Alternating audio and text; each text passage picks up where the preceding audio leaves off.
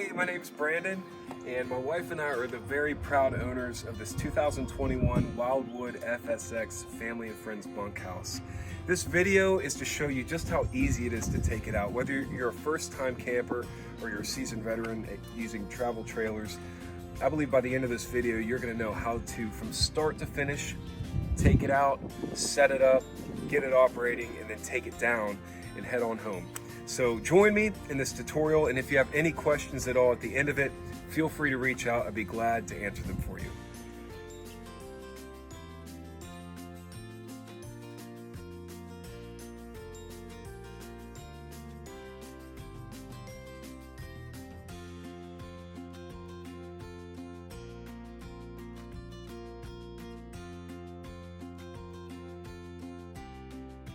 All right, so you've arrived at your campsite.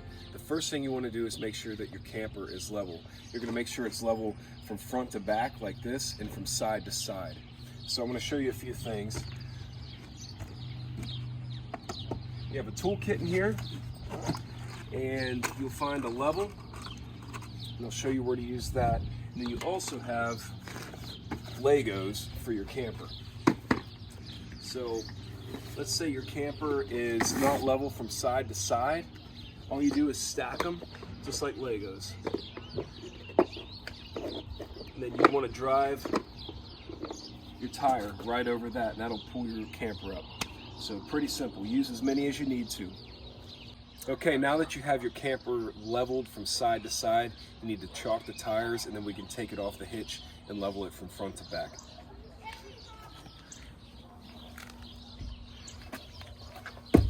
Make sure you chalk both front and back.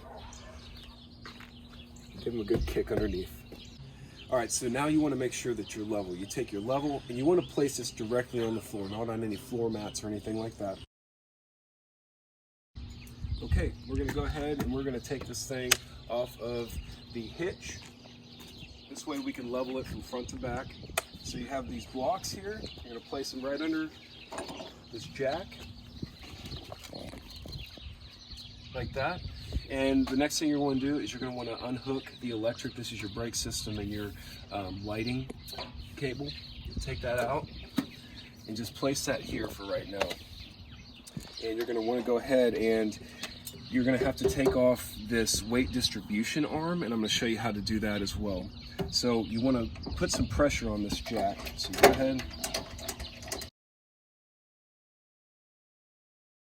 Now, you want to put some pressure on this. What that does is this releases these arms so you can actually pull them out. All right, so you'll see your vehicle start to rise a little bit. There you go. Try that. So you push this in, pull that pin out, and that slides right out. Now you want to take it all the way about 45 degrees and pull up. And that'll unlock. We're going to do that on this other side as well.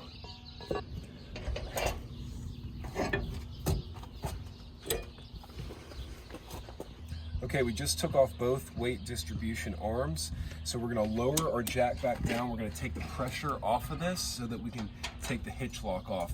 Again, you have to have your tires chalked or your trailer's going to take off on you, okay? Make sure you're chalked. All right, so we're going to lower it. You can see the vehicle starting to drop.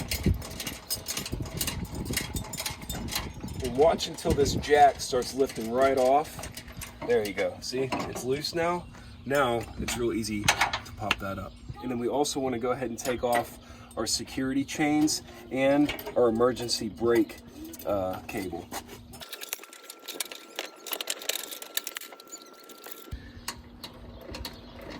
All right, so as you're cranking this up, it would be very helpful if you have somebody inside the door just looking at that level and making sure that that bead begins to rise and fall in between those two black lines.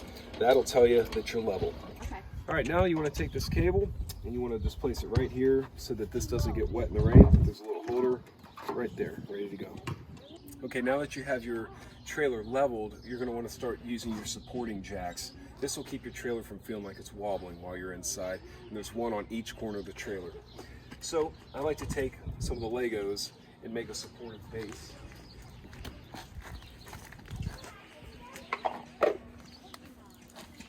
And then use the drills provided.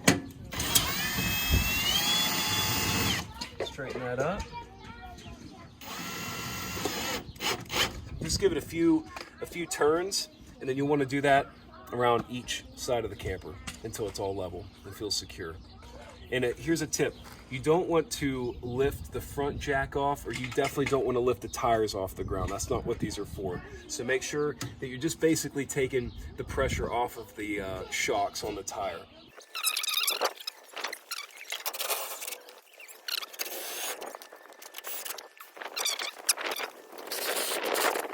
The camper is secure now. It's leveled, the support jacks are there, so now you can get up in it. So the way you get in, this lifts up and then turns out at your handle, and then your stairs, you just pull back. You have to lift up a little bit, pull that out, there's your stairs. All right, so we'll come up, and the first thing I want to show you is our control panel. So this controls your awning, and this controls your slide out. Now, this is your water pump. The only time you need the water pump on is if you are not hooked up to some sort of a water connection. And you always want your water heater on if you want hot water, okay? So this controls your outdoor LED strip, and this controls one light in here. The rest of the lights all operate off of just a middle push button. They're all LED. All right, so first let's put the slide out. The way you do that, you just push the button, and you want to hold it in until it reaches the end, and just keep pressing it till it stops.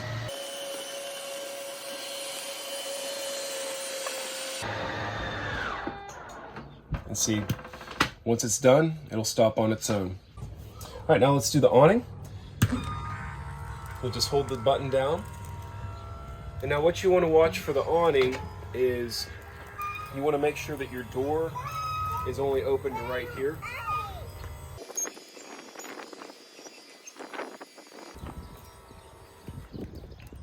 You'll notice you'll want to stop when this little flap is just right here, right down the center. And I'm going to show you how you can also adjust this awning. So if it's raining or if you got a little bit of wind, all you do is you make sure this is loose, pull down, and then you tighten that up. Now the reason you want to do that is because if it's raining, this will get full of water, and this will just obviously keep it sliding down. And to release it, you just unscrew that, and hydraulic arm will pull it up. Now one tip for the awning, if it's really windy out, don't use the awning. It'll get ripped up, so just keep it in if it's really windy. But besides that, enjoy it. All right, when you get to your campsite, one of the first things you want to do, especially if you've just put a fresh tank of propane in, you want to come in here and you want to go ahead and turn on the gas, light it, let it run for about 30 seconds. What that's going to do is it's going to allow all the propane to run through all of your lines, including your refrigerator and your outdoor grill and your electric or your propane heater, so that there's no air in the lines. All right, this is your refrigerator. If you are operating on just battery power, this actually operates off of propane. So what you do is you turn it on to auto, and it will turn on to gas once that it kicks on, see? So this fridge will run on gas, so you can be driving down the highway and this is gonna stay cold. So really cool feature in RVs. Also, the best thing to do is just leave that on auto, because it'll turn to electric if you're hooked up to an electric rig. So best thing to do, just keep that on auto. I've found that 3 and 4 on the setting is plenty cold. If you go to 5, it'll start freezing things in your refrigerator side. So got plenty of space in your fridge. Of course, you have your freezer. All right, let's talk about your AC. This is where you can use a fan and your cold air conditioning. Everything's operated right here. You also have a thermostat right here for that. Now over here, this is just for heat. This is a control just for your heater, which is located right below the stove. So when you want heat, all you do is click that, and you'll hear the fan kick on, and you adjust that to how hot you want based on the temperature in the thing. And then once you're done, you just click it off and the heater will turn off. One important note about this cooler, this thing will freeze you out. So if it gets to be maybe 50 to 45 degrees at night and you have this set on high cool or low cool, you'll start hearing this thing run slow and it'll freeze up. So just be aware of how cold it's going to get at night, and just use the fan setting if you want some noise or some air circulation, but make sure you turn the cool off when it's getting pretty cold at night. Alright, so we've arrived at one of the most important parts of this video, and it's what you drink out of. You don't want to drink out of this hose. The orange hose is for the black tank flush, and you know what's in the black tank? Poop. So you only use that for the black tank flush. Use this at the end of your trip. And if you don't want to deal with it, we can do the septic pumping for you. Just let me know. You want to use your white hose for the city water connection and drinking. And if you happen to have a garden hose with you, don't use it. Your water will taste like rubber. You don't want that. So here is the connection that you want to put into the spigot, the water supply. This is a water pressure regulator, and different campsites have different water pressures, and if it's too much pressure and you don't have this on here, it'll blow up your pipes. So make sure that this end with the arrow is pointing towards your camper, coming from the water line spigot. All right, then you want to take it from there, and you'll want to use this 90-degree elbow right here at your city water connection. And the reason you use that elbow is because it'll keep your water hose from kinking. So just get it threaded on there. And once that gets tight, once you just start to feel it get tight, like right there, stop. And all you want to do is take it a quarter turn more. That's it. If you take it any more and you start torquing that down, you're gonna break the seal, and it's gonna cause a lot of issues. In fact, that's a good plumbing tip that you can use anywhere in your house, in case you didn't know. Let's move on to the electric hookup now. We got our water going. So also, before I get there, go back to the spigot, slowly turn it on. That's all. All right, this is your 30 amp connection. This is a 30 amp camper. And if you happen to be at a site that only has 50 amp in the storage bin, there is a 50 amp conversion that'll hook to the end of the other line. So the way this works, right underneath your city water connection line, you flip this up and you put it in, and then you slowly twist it to the right. You'll see right here it says unlock, turn, and lock. So you put it in, turn it, and then you take this and you twist it down the threads, and that'll lock it in place.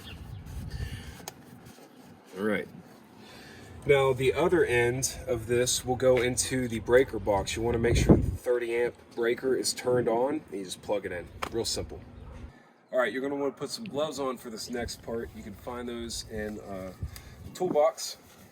But we're going to hook up your septic line. If you're at a full hookup site or you're at a dump station, here's what you do. You want to keep your septic lines back here in the bumper. This keeps them out of your camper, and it keeps the smell out. So that pops right out, and each end of the bumper has a hose. You pull that out.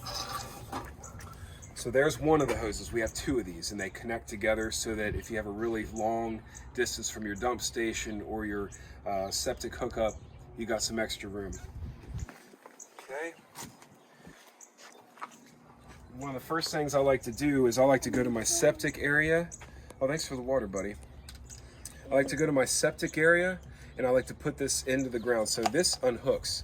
So you find your septic pipe, and you screw that down in, and then you take this part and you twist that in. So start with your beginning and get your end ready. All right, so let's put this over here. So what you want to do now is take off this cap,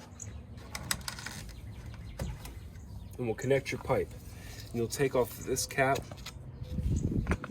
Oh, we need the other end. And these teeth connect right here, like this. See, you twist and it locks. Real simple. All right, and then what what you would do is at the end, let's pretend there's a septic line right here. This would connect. That simple. All right, I like to take those end caps, lock them together, then you can store them in the storage bin. Now, my grandfather used to tell me a really important thing about plumbing. He's told me this: one thing you need to know about plumbing is that poop does not flow uphill. Real simple principle. So when you're running your plumbing line, you don't want to run it this way. Your poop's not going to go out. You want to make sure that there's a constant flow downwards, okay? And to help with that, in the storage compartment, you'll find this. And this creates a nice steady angle. So based on wherever you are camping, use this to help you make a nice angle. And the cool thing about this hose is it can wrap around tree stumps, it can be moved and angled any way you want. Just make sure it's going downhill and make sure that none of this happens. You don't want to see big dips, and you will see other campers like this, but don't be that guy. You want to make sure that all these are just a nice steady flow down and out. All right, here at your septic line, you're going to find two different levers. This gray one is for your gray tank. The gray tank holds all the water from your sinks and from your shower. It's just soapy water. The black tank, that's where everything comes from the toilet. So at the end of your trip, or if you're at a dump station, the first thing you want to do is you want to slowly pull this black line out. I'm not going to pull it today because I'm not hooked up to a septic tank, but pull this black lever out and you'll see through this clear, it'll all flow out, okay? Next, you want to chase that, once this is empty, the black tank, you want to chase it with the gray water. It kind of cleans the pipe. So make sure you do that. Now, if you're doing a long stay, I would recommend this. I would not leave these open because sometimes the septic gas will flow backwards up through your pipe and your camper will start to smell. So only come out here when you need to dump your black tank and when you need to dump your gray tank. And I'll make sure to show you on the panel, there's little buttons above the awning that show you, if you press them, the level of your tanks and how full they are and when they need to be emptied. Another note, the gray tank, you'll know if it's full if your shower drain starts backing up. You'll start seeing the water not drain. That's when you know you need to come out here, pull the gray line, and then once it's empty, shut it. Here at your master control panel, you have 4 buttons, and you can push them and it'll tell you what level the battery is. It'll tell you how full the fresh tank is of water if you've decided to fill that up. It'll tell you how full your septic tank black, which is your toilet, and also your gray tank. So make sure you keep an eye on those throughout your trip, and if they start getting full, you're going to need to dump. Okay, this is very important. Underneath your sink, you will find these little septic pillows.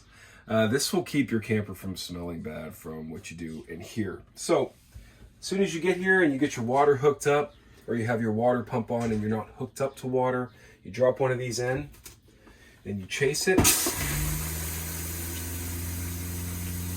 About 30 seconds worth of water. That'll last you about a week, so make sure you do that. All right, so it's the end of your trip. You're either at your campsite and you have it hooked up to the septic, or you're at a dump station.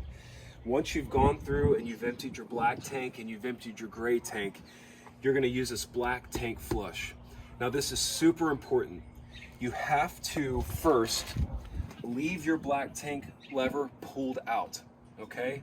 Because if you hook this up and you try to flush that tank with this on, it'll blow your pipes up. It'll be a really bad scene, real messy.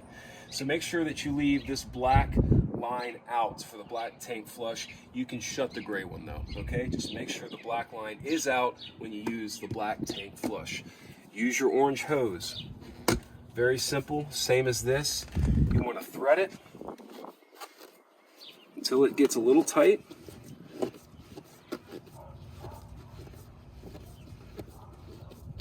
There it is, and then go a quarter turn. Then you want to take the other end, go to your water connection, thread that up, and then turn it on slowly, and you'll hear it start to flow through, and then you will see the water flowing through this clear part here. Now, right here at the end of your line in the septic tank, you want to wait till that water is obviously no longer brown and flowing very clear. That's when you'll know it's time to take the black tank flush off. And here's my recommendation. As you're packing your camper up at the end of your stay, go ahead and get that black tank flush going. It can run like 20 minutes if you want. And you'll know for sure that the tank is nice and clean by the time you're done packing up and ready to go. But let me make sure you know how to take everything apart. So the first thing I like to do is I like to go ahead and close off my black and gray tank after the black tank's been flushed. So let me show you how to do that.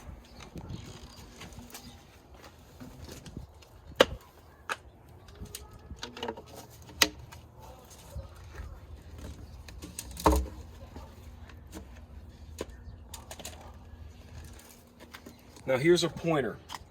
Leave the cap off until you get this thing threaded mostly in, because it'll get full of air and it won't go in right. So now once you're in, go ahead and put the rest of the cap on. Go ahead and put it in about half your forearm. Just make sure that this gets fully put on.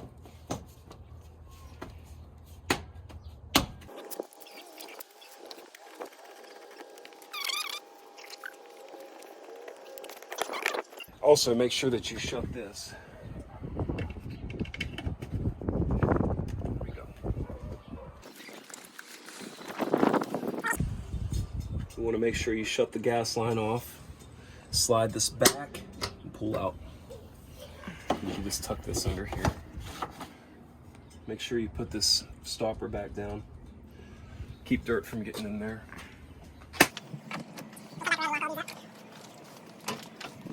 All right, you want to come in and make sure that everything's clear out of the way of the slide out. You'll simply just push and hold.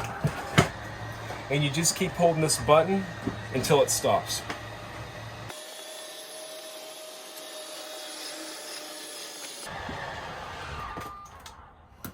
Do the same thing with the awning. Now it's important with the awning that it is rolled from the top. If you see that roll turn white, that means that you've rolled it the wrong way. So make sure that you push down. That'll roll it back the proper way.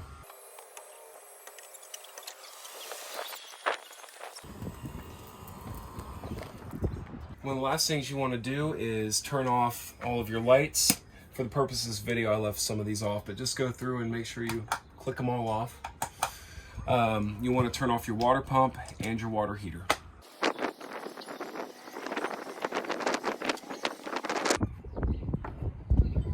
All right, you have your vehicle backed in, lined up with the hitch. First thing you want to do is you want to release all your stabilizing jacks so that all the weight is on the tongue of the trailer.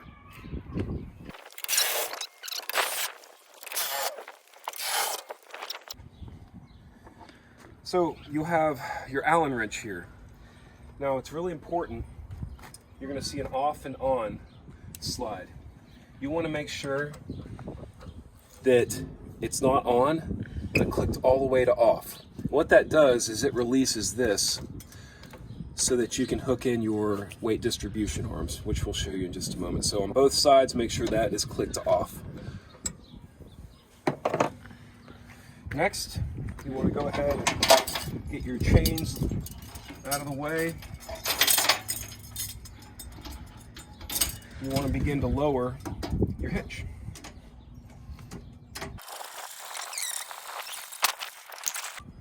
All right, once the trailer tongue is on the hitch, make sure that it falls right in there secure. You'll know when you can easily slide that lock in place. Now what you're going to do is the opposite of what we did when we got here. We're going to go ahead and we're going to lock that down, and then we're going to start jacking it up, and you'll see the vehicle start lifting. That'll allow us to put the weight distribution arms on here. Now that you have your hitch lifted up, go ahead and you put this in at 90 degrees. You'll feel it lock in, and then you'll just turn it towards there. There you go. Give it a little hit, and then you take this pen, push the end, slide it right through. It locks. You're good to go on that side. Same thing over here. 90-degree angle, lock it in, slide it, and then you lock it. All right, you got your weight distribution arms locked in, so let's go ahead and lower the hitch. Okay, you have this drawn all the way up as high as it'll go. Now let's put on the safety chains. Take it, slide it right in there. Now you'll take the other safety chain, and this is your emergency brake release. Say everything fails, the chains fail, what this will do is this will get pulled if the trailer breaks away, and it'll put the brake system on the trailer and it'll come to a skidding halt. So you take this, I like to wrap it through the chains a little bit there so it's not dragging on the ground, and then you lock this on that carabiner. Okay, one of the final things is you need to put in your brake system, and this is a 7-pin, so you'll lift up your brake system area, make sure that's secure, and you're good. The next thing you'll do is you want to pull out with your trailer, and you want to make sure you're perfectly straight, and then you'll go back in, and you will go, you'll take this and you will turn this to on. What that does is that engages your weight distribution and your sway control. So you're going down the highway, a semi passes you, it's not going to let your trailer go flying left or right. So make sure you turn those on. If you are coming in at an angle, you won't be able to turn those on when it's parked like this. You'll need to pull out and make sure that you're straight with your trailer and your vehicle, and then these will turn on very easy like that. If it's hard to do, then you're not straight enough. It should be able to turn that easy. All right, well, we've finally reached the end. All you have to do now is pull the chocks from your tires. You may need to back up and pull forward a little bit with your vehicle to release one of the chocks that has some tension on it. But I like to make sure the chocks are pulled. I put them back in the storage compartment here. And then what I do is I go around and make sure these are all shut. I take my black key and I lock them. That way, when you're traveling, nobody can get in it and it won't accidentally open up. So that's everything. If you have any questions, feel free to reach out. I look forward to serving you, and you guys enjoying this RV.